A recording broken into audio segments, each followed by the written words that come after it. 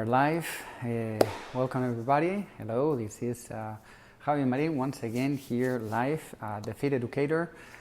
Today is Wednesday, October 13, and here in Houston we have a wonderful afternoon and I hope you are enjoying it. So thank you for joining today. If you are here, just drop a little hello in the comment so I know that you're here watching live with us. If you do watch the replay though, just type the word replay so I know that you watch it afterwards. But anyway, it's good to have you, good to see you everyone. And we're gonna get started today with the session in which we're gonna be talking about the power of strength training. And strength training is something that I really grown into it.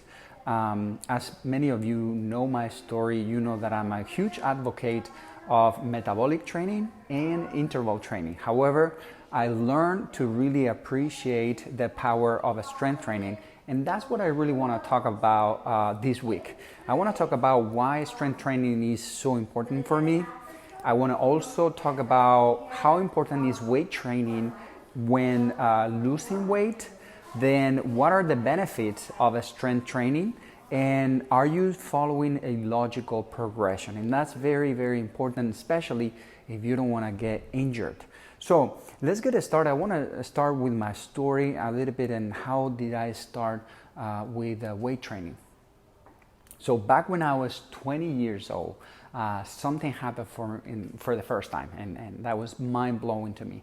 I was in my prime, I was in my peak, I was young, I was playing soccer all day long, but I quit soccer all of a sudden, and then I started really dedicating myself to study, and lo and behold, in a matter of 2 months, I gained about 20 kilograms, which is like 40 pounds. It was unbelievable how much weight I gained, and that was the first time that happened. And so for a while I didn't know what to do. I sort of lost the routine of training soccer and all that. I didn't know where to go, where to do. So I signed up in a gym, and the gym was 4 kilometers away from my house. So I determined myself that I would go running to the gym, do my routine, my workout, and then come back running. Well, not surprisingly, after 2 months, not only did I lose all the weight that I gained previously, but I got in a great shape, probably one of the best shapes that I've been in my early 20s. And it was thanks to the combination of the strength training that I would do there and the cardio that I would do before and after. It was such a powerful combination, and I've never done anything like it after that actually. So then, fast forward 2007, I came to the States here to Houston, and I fell in love with fitness programs at home. Started with P90X. I really liked the format of it. It's very convenient. You just need a few dumbbells, a pull-up bar, and then you do your workouts at home. So I became a consumer of those type of programs. I really got into that type of fitness. And then eventually I discovered other formats, such as, for example, calisthenics. I really started enjoying working just with my body weight. Then I discovered CrossFit as well. But from all the programs that I tried, there was one in particular that yielded exceptional results. And that program is called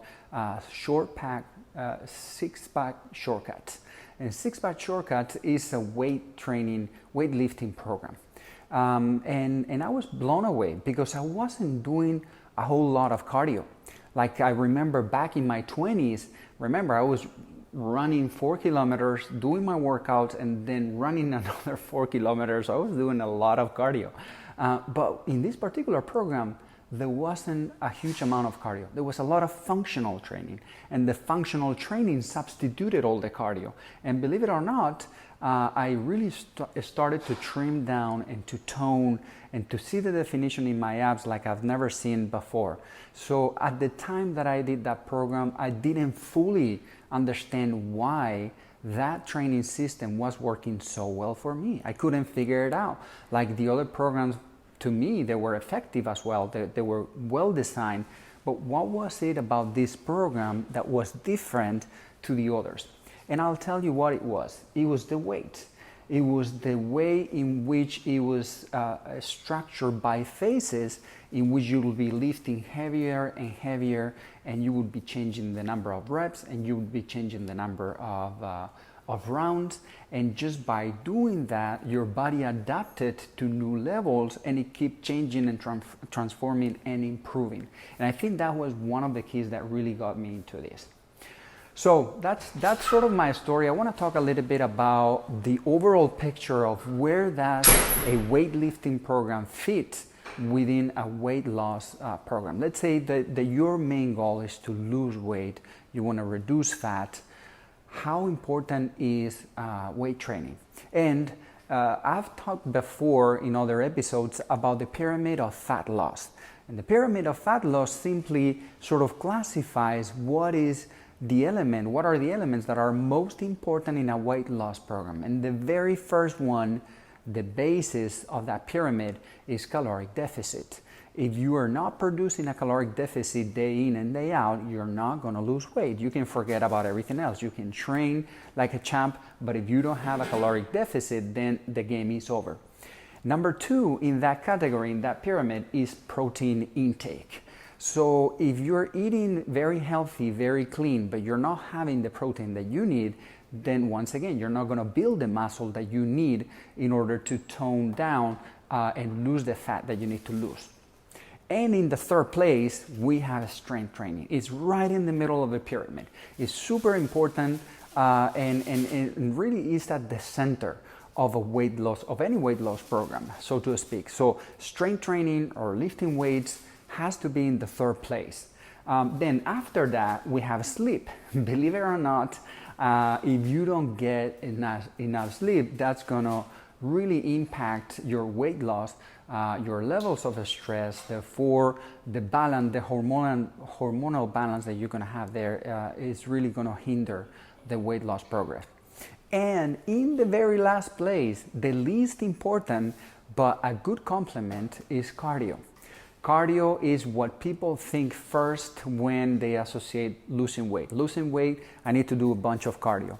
And that is really not the case. And that's what I discovered with this program that I talked to you about, that you really don't need huge amount of cardio. You can include 1 or 2 sessions per week, but you do it in a way that is intense enough that is going to help you keep burning calories hours after the workout. So that is the order. Let's recap one more time the pyramid of weight loss. On the basis, you're going to have caloric deficit, then you're going to have protein intake, then is strength training or weightlifting, then you will have the sleep, and finally the cardio. And that's the order you really need to approach any weight loss program. So let me tell you what is strength training and really what it does to you. What are the benefits of a strength training? So strength training really is just the ability that the human body has to respond to a stressor, an external stressor, right? And how the body adapt to that stimulus by strengthening the bone and the muscle tissues. So basically, that's what we're doing when we do strength training. Our body is adapting to external stressors in the form of weight. And it has many, many benefits. To start with, it's going to keep the bones strong and healthy because as we age, we're going to be losing bone density. And by having in place a strength training program, you're going to really strengthen the bone just structure overall in general. So it's very beneficial for your bones. The other thing that it's going to do is really going to keep illnesses away, because it does not only boost the bone structure, but it also going to boost your immune system. Therefore, you're going to be less susceptible to get sick. Then it's going to boost your metabolism and it's going to trigger fat loss faster than other training system would. So that's a great benefit right there. It also regulates insulin and lowers inflammation for those really having problems with pre-diabetes or diabetes, this is going to be a game changer to introduce some sort of strength training in their routines. It's also going to improve posture, sleep, and overall energy levels. So you're going to feel it in many areas of your health and wellness. It's going to improve your balance as well, and that's going to reduce or even avoid falls, accidents, and even injuries by doing that. And finally, let's be honest, it's going to boost your confidence as well. As you look better, you're going to feel better, and therefore that's going to really boost your confidence level. So many benefits in there in any strength training program.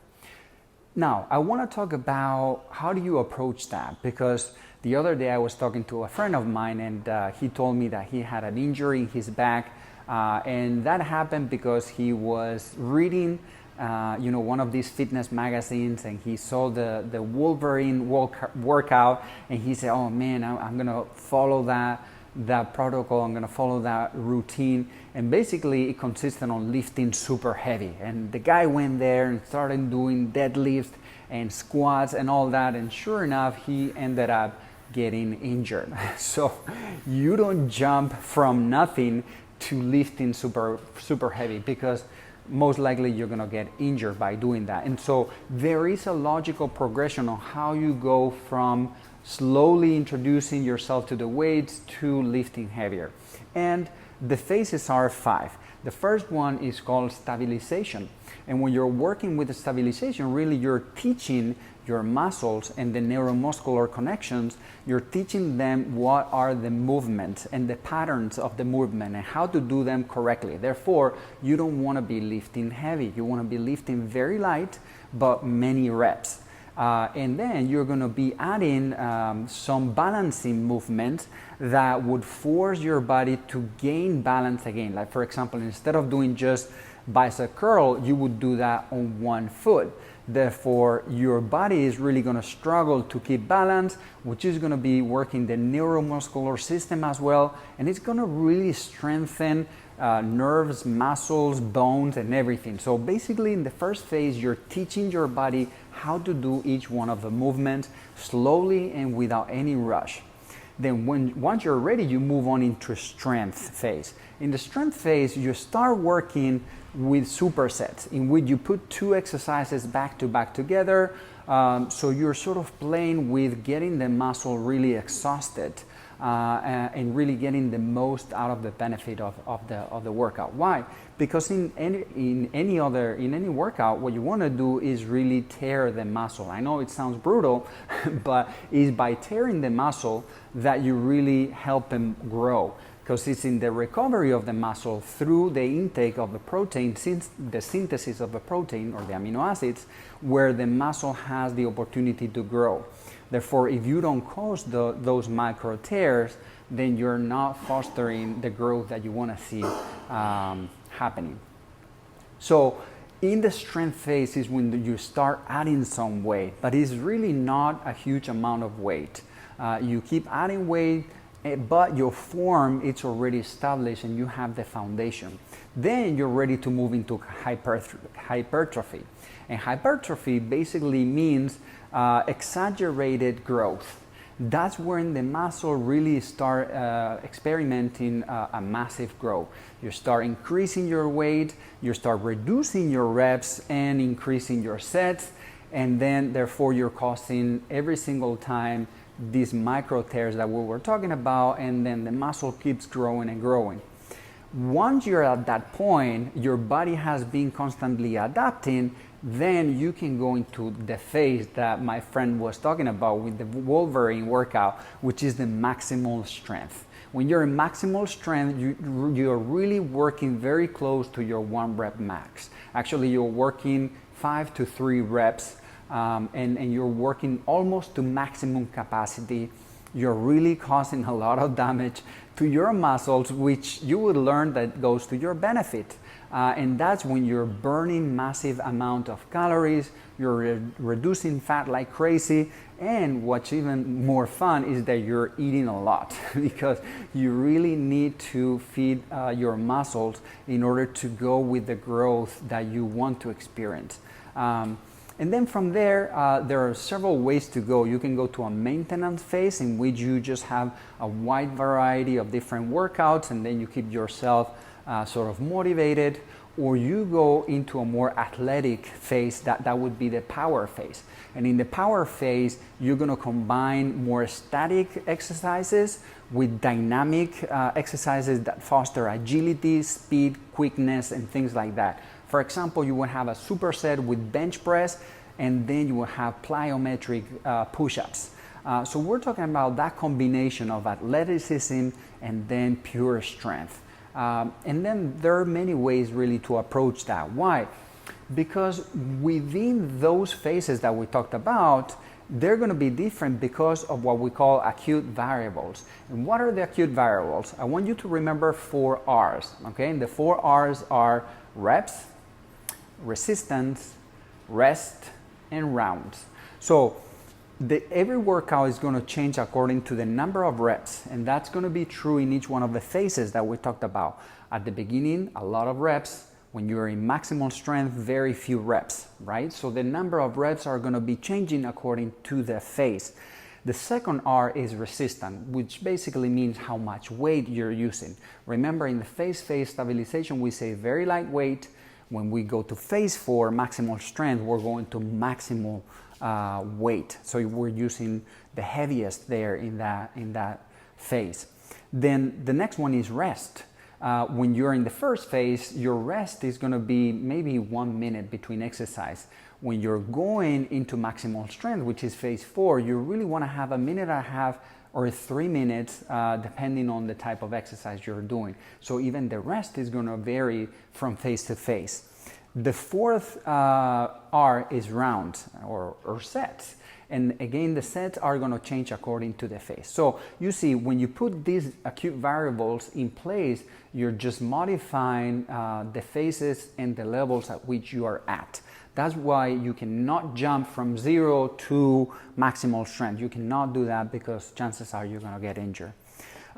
So that's it for today. I know there was a lot of technicalities here in this presentation, but next week I want to keep talking about this topic, and for part 2, I would really like to talk about how often do you need to train, for how long should your sessions be, do you need to include cardio, and should cardio be before or after your training?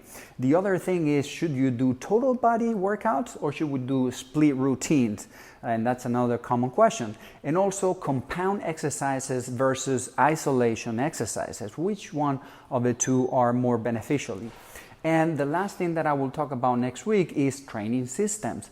And those are the protocols that you can apply, such as single sets, supersets, trisets, giant sets, and the list go on and on. So as you can see, this can get very technical, but I want to dive deep next week and keep talking about this. Well, that's it for today. I hope that you found this episode valuable, and if you did, just type in the comment below that you enjoyed it and just say value, and I look forward to seeing you next week and keep talking about this. So you guys have a great day. Bye bye. See you then.